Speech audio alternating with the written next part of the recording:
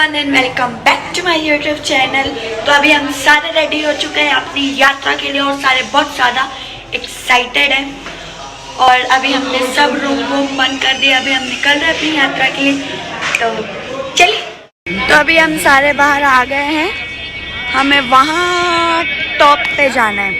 तो सुना है यहाँ कुछ नए रूल्स बने हैं। IRDF का ID कार्ड आपको लेना पड़ता है और जो मेन बस स्टॉप है वहीं पे ही जाके आपको ये ID कार्ड के लिए पूरा एक ऑफिस बना हुआ है, वहाँ पे मिल जाएगा। तो यहाँ लाइन लगती है, यहाँ आप अपना आधार कार्ड लेकर आएंगे तो वो आपको एंट्री का पास बना के देंगे।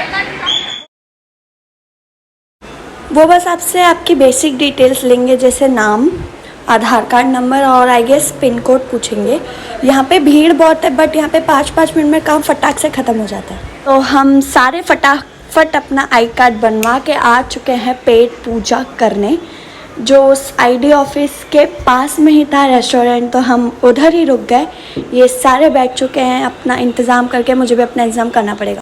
तो मैं बाहर का खाना नहीं खाती हूँ, इसीलिए मैं और गोल्डी और मासी कहीं और खाना मतलब कुछ मैगडी ढूंढ रहे, कुछ मिल जाए तो हम वहाँ खाएंगे।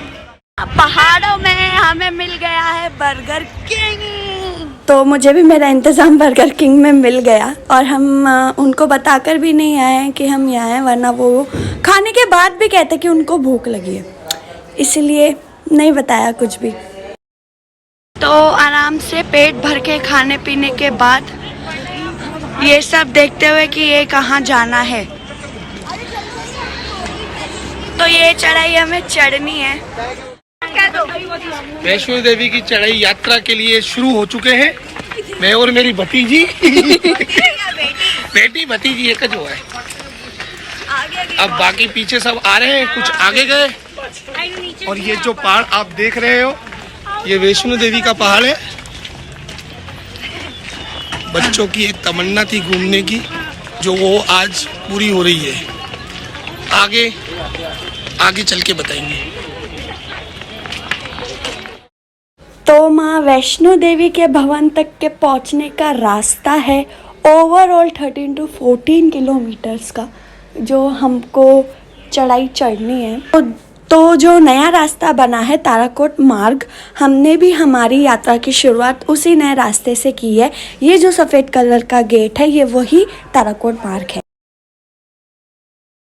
तो गेट में एंट्री करते ही सबसे पहले हमको मिलता है पहला चेक पोस्ट, जो जेंट्स के लिए अलग है और लेडीज़ के लिए अलग अलग है।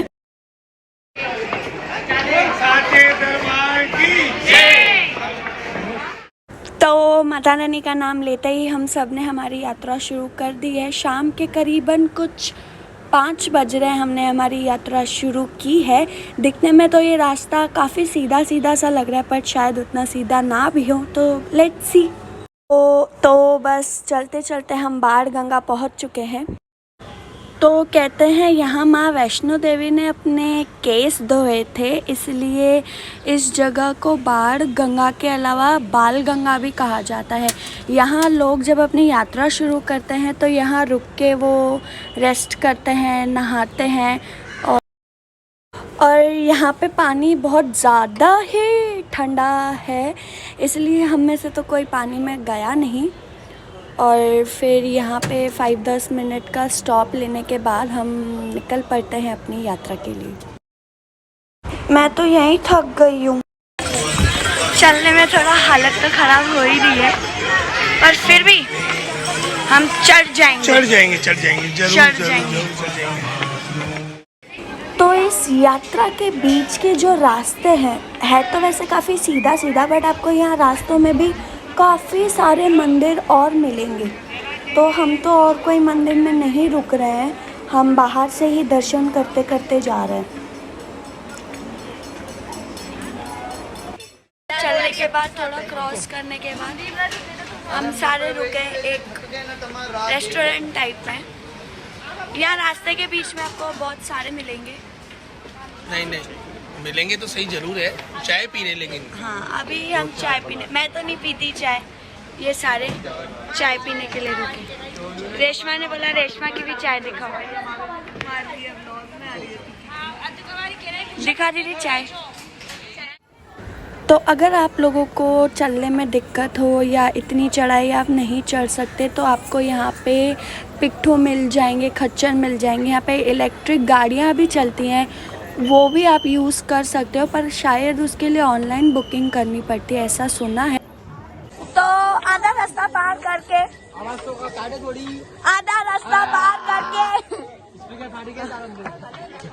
जय माता मेरा गला बैठ गया, मैं क्या करूं। आधा रास्ता पार करके माता की मेहर है हम पे। आधा रास्ता इधर 2 मिनट इधर। अभी ये हमारा गधा खच्चर पे बैठने वाला है थोड़ी देर में। नहीं, खच्चरों पे कोई नहीं बैठेगा, ये पहले धरती पे बोझ है, उन पे भी बोझ बनेंगे। खच्चर पे कोई नहीं बैठेगा। सारे बोलो जय माता दी। हम में से तो किसी ने कोई खच्चर या पिट्ठू नहीं किया, हम अपनी यात्रा पैदल ही तय करेंगे। जो मजा पैदल चलने में आता है माता का दर्शन करने के लिए, वो मजा खच्चरों पे नहीं आता। वो भी इंसान ही होते हैं, लेकिन इंसान उनको गलत यूज करके करते हैं। बीच बीच में थोड़ा फोटो सेशन करते हुए, यात्रा के मजे लेते हुए हम सब जा रहे हैं। तो वैसे तो हमारे साथ इस यात्रा में काफ़ी सारे जने आने वाले थे, जैसे मेरे बुआ वाले भी आने वाले थे, पर वो नहीं आ पाए, पता नहीं क्यों।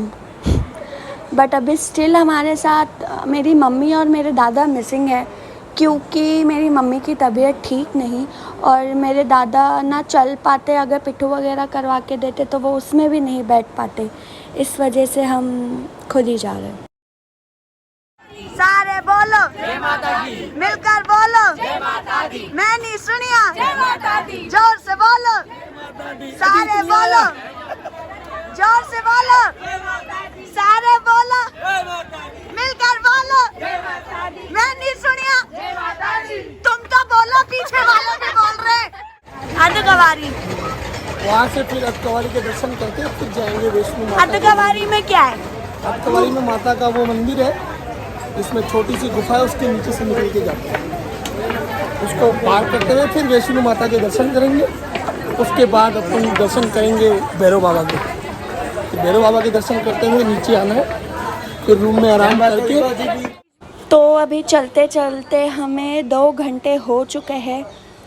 दूसरों के कंपैरिजन में हम तो काफ़ी स्लो ही चल रहा है। मैं खुद बहुत स्लो चल रही हूँ, क्योंकि मेरी चलने की स्पीड एक कछुए जितनी है।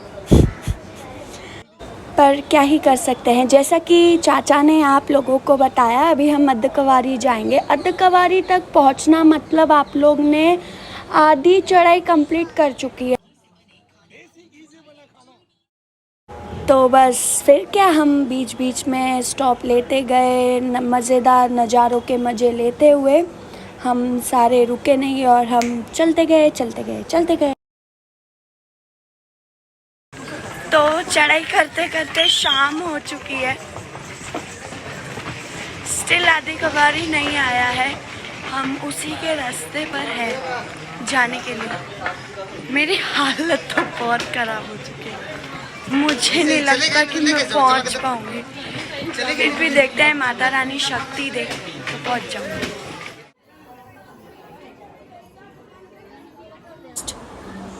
4 साढ़े 4 घंटे हो चुके हैं और हम लोग अर्धकवारी भी शायद पहुंचने ही वाले हैं। कुछ ही 1-1.5 घंटा दूर ही है। तो जैसे जैसे शाम होती जा रही है, भीड़ बढ़ती जा रही है। हमको दिक्कत इसलिए नहीं हो रही क्योंकि हमने सामान बहुत कम कैरी किया है। आप लोग भी काफ़ी कम सामान ही कैरी करना। क्या बोल? थोड़ा ही रास्ता बाकी है, अभी हम लोग पहुँचने वाले हैं आगे मंदिर तक। चलो लेट्स गो। अभी थोड़ा हम लोग नंगा खा रहे, भूख लगी हमको। तो ये रात का अमेजिंग व्यू होता है। ये सारी चढ़ाई हम चढ़ के आ चुके हैं, इतनी चढ़ाई हमने क्रॉस कर ली है और बस अभी अर्धकवारी आने ही वाला है। बस ये एक टर्न लेंगे और अर्धकवारी आ जाएगा। तो इस बीच के रास्ते में हमें ये ढोल वाले मिले और हम यहाँ डांस करने रुके।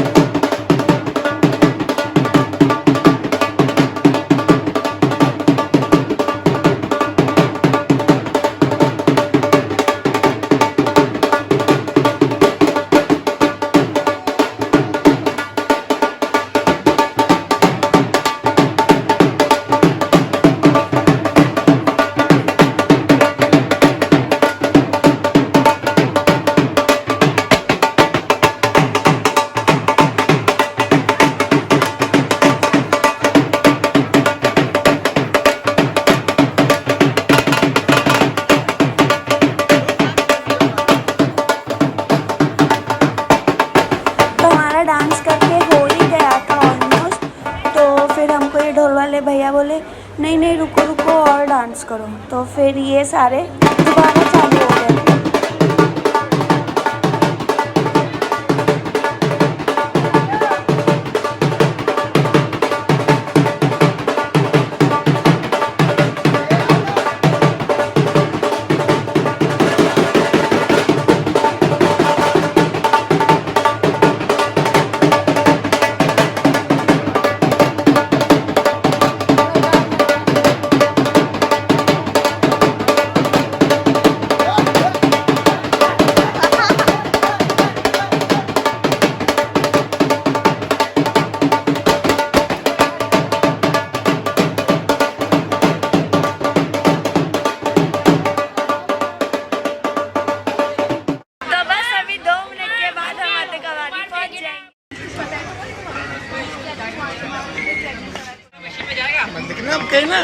अब हम पहुंच चुके हैं अर्धकवारी। अब यहाँ के दर्शन करने के बाद हम कुछ पेट पूजा करेंगे, उसके बाद हम विश्राम करेंगे। ठीक है ना। अभी हम इतना ऊपर पहुंच के थोड़ा कुछ खाने आए इधर पे। अभी हम सब डोसा खाएंगे, लेकिन सफर बहुत लंबा था, बहुत थक गए, बहुत हालत खराब। तो बड़ी लाइन लगा के इतना वेट करके हमने पर्ची कटा के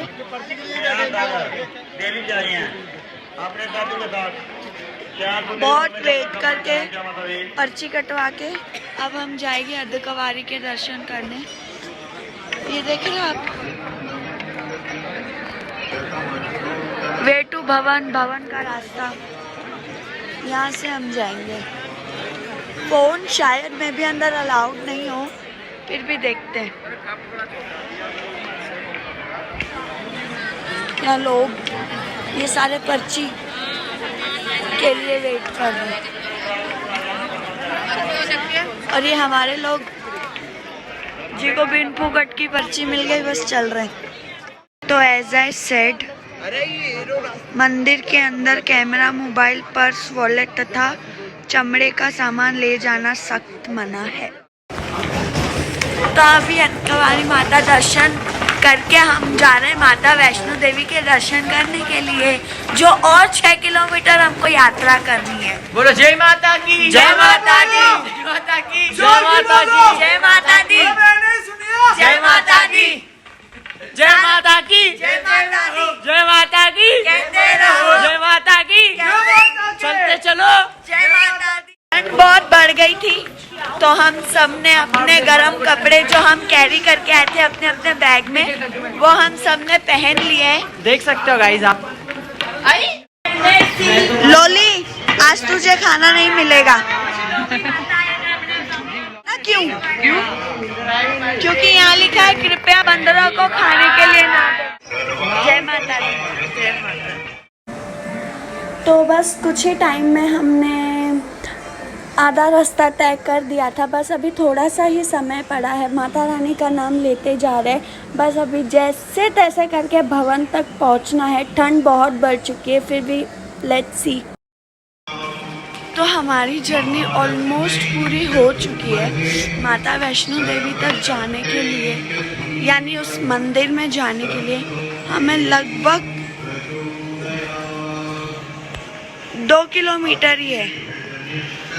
आपकी ठंड के वजह से इतनी खराब, पूछो मत। ऐसा लग रहा था कि अब माता से मुलाकात उनके मंदिर में नहीं, डायरेक्ट ऊपर होगी, इतनी हालत खराब। माता रानी ने कृपा की है, बस एक घंटा ना, एक ही घंटा दूर है, इसके दर्शन हो जाएंगे। माता ने बुलाया है तो दर्शन पूरे ही होंगे।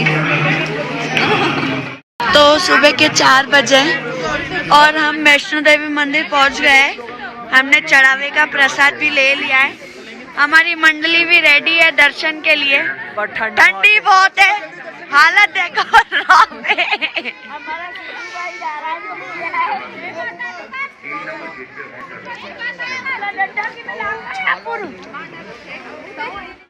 बहुत हालत खराब हो चुकी है। ये गेट से हम अंदर जाएंगे। अंदर फोन वगैरह अलाउड तो नहीं है, फिर भी हम कोशिश करेंगे जितना हुआ मैं उतना रिकॉर्ड करूँ। कुछ कहना है आपको? बहुत तंग हो गए अभी, बहुत थक चुके हैं अभी हमको भी। ठंडी बहुत है, ठंडी बहुत है। तो गाइस फाइनली हमने माता वैष्णो देवी मंदिर के दर्शन कर लिए हैं। अभी हम जाएंगे बाबा भैरव के मंदिर दर्शन करने, क्योंकि कहते हैं माता वैष्णो देवी के मंदिर के दर्शन के बाद बाबा भैरव का दर्शन करना बहुत जरूरी होता है, और ये मान्यता भी होती है। नहीं तो आपकी ट्रिप पूरी नहीं होती। हाँ, नहीं तो आपकी ट्रिप पूरी नहीं होती। हाँ, तो अभी उसके लिए भी बहुत चढ़ाई है, 2-3 किलोमीटर वो दूर है, पर हम चढ़ाई नहीं करेंगे, हम ट्रॉली से जाएंगे। तो मैं आपको दिखाती हूँ ट्रॉली।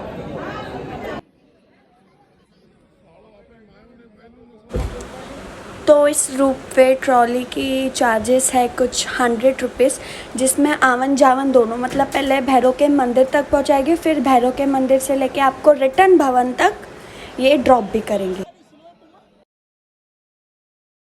और अब हम भी लाइन में लग चुके हैं ट्रॉली के लिए। सबकी हालत काफ़ी ज़्यादा ख़राब है ठंड के वजह से। गाइस इधर हालत खराब हो चुकी है बहुत। हम बहुत ज़्यादा थक चुके हैं। हम बिना चप्पल के घूम रहे, बताओ। सॉक्सों ने जवाब दे दिए। पर थकान का क्या है, वो तो आज नहीं तो कल मिट ही जाएगी। पर जो एक्सपीरियंस, जो अनुभव हमने माँ वैष्णो देवी के दर्शन करके फील किया है, वो शायद फिर कभी ना मिले। वो वैसे भी कहते हैं ना, वो रोते रोते आते हैं और हंसते हंसते जाते हैं।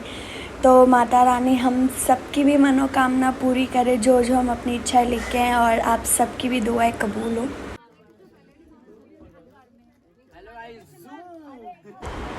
तो अभी हम सारे भी रोपवे में बैठ चुके हैं, बस अभी बाबा भैरव जी के दर्शन ही बाकी है, वो भी अच्छे से हो जाए।